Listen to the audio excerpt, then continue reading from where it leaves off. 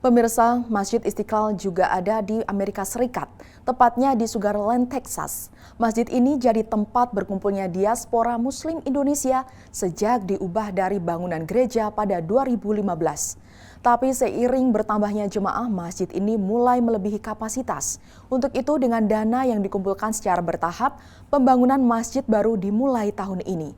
Berikut kita simak informasi selengkapnya untuk Anda dari VOA.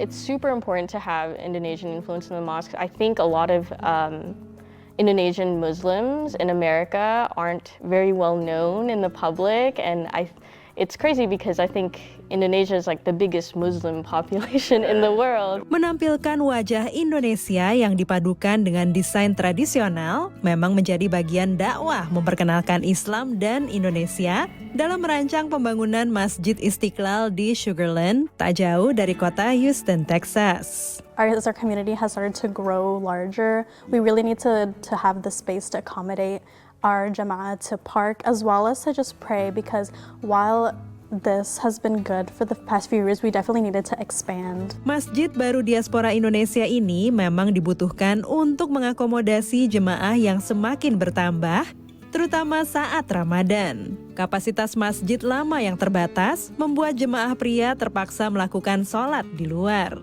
Namun, sebagai organisasi non-profit, pembangunan masjid amat tergantung dari sumbangan jemaah yang dikumpulkan secara bertahap. Selama Ramadan, pihak masjid berharap dapat mengumpulkan dana sebesar $350.000.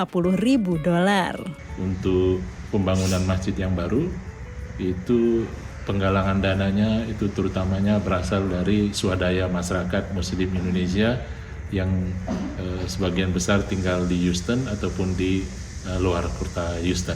Untuk pembangunan ini tentunya mengingat biaya yang sangat besar, maka pembangunannya juga kita lakukan secara bertahap-tahap. In Place Design, perusahaan arsitektur di Baltimore, Maryland, terpilih untuk merancang desainnya. Islamic pattern dan batik itu punya ada kesamaan, karena memang dulu batik itu berkembangnya itu karena ada nilai-nilai Islam yang masuk. Jadi yang akan kita bawa itu adalah pola-pola batik yang menyerupai atau mirip dengan pola-pola Islam. Tim pembangunan masjid merasa beruntung dapat bekerja sama dengan Haris Kuncoro, prinsipal dan direktur desain di perusahaan tersebut. Om Haris, which is the architect in charge of this design, connected with him on Strava. Eventually they connected on Facebook, and my dad found out he was an architect and reached out to him to help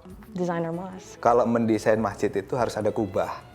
Kalau mendesain masjid itu harus seperti yang di Middle East. Sebetulnya nggak harus seperti itu, gitu ya. Jadi ya satu masalah fungsi kan sebetulnya. Mau bentuknya seperti apapun juga bisa ya.